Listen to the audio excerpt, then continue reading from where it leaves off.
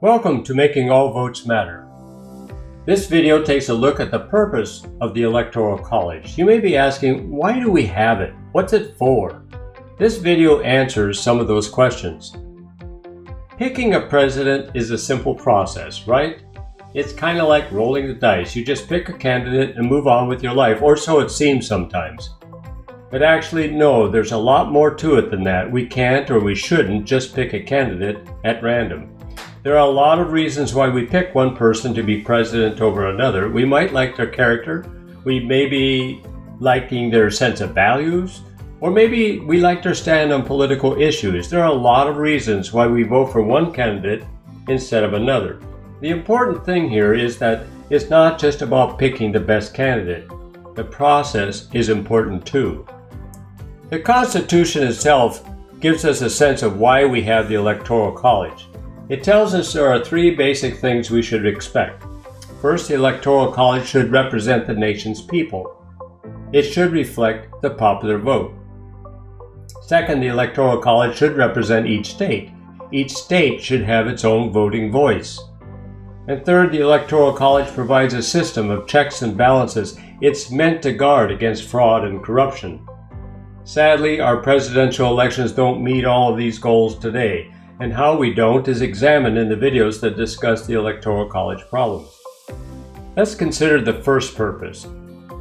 In a democracy, all voting citizens should be heard. The process should capture the sentiment of the governed. It's what we would expect from an inclusive democracy. The election process should also represent state sovereignty. Remember, our nation is a federal republic made up of separate and sovereign states. Our nation is quite large, and if we've traveled across it, you're probably aware that there are distinct regions. Some regions are different geographically. They may also have different kinds of industry and different population densities. Regions also vary according to their histories and cultures. For example, the Northwest is very different from the Southeast. California is different than the upper northeastern states. The Rocky Mountain region is quite different from the Atlantic seaboard. And the high desert regions vary from the Great Lakes area. And of course, the Central Plains area is different than all the rest. And I haven't even mentioned Alaska or Hawaii. The country is quite diverse from coast to coast. Now consider the nation from an even more granular perspective. Each state has unique concerns and values.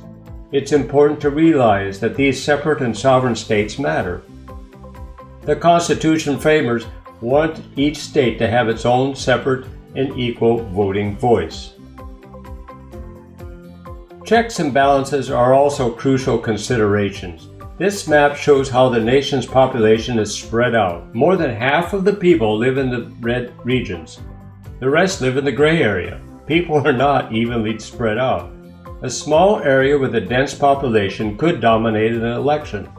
Checks and balances prevent any one state from changing the entire election.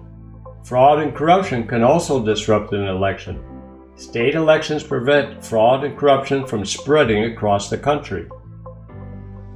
Here's the 2016 election map. The red area voted Republican. The blue area voted Democrat. Now here's a fact a lot of people don't realize. The popular vote was actually won by Trump across 49 of the 50 states. He won those states by 1.5 million popular vote margin.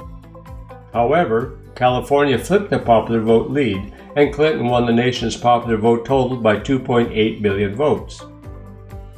This is an example of the importance of state coalitions. Trump's coalition of states limited Clinton's ability to win the election.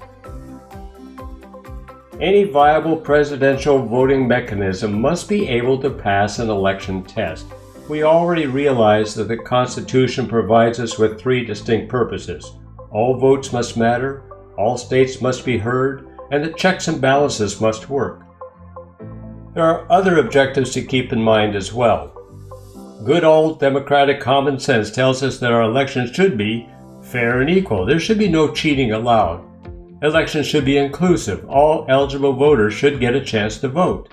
And our voting process should be engaging. We should all want to vote and be part of the voting process. All of this means there's a lot more involved than just rolling the dice and taking a chance. When it comes to picking a president, the principles and the process matter. Please tell others about these videos. Check out the website at www.equalvoicevoting.com and let's make all votes matter. Thank you.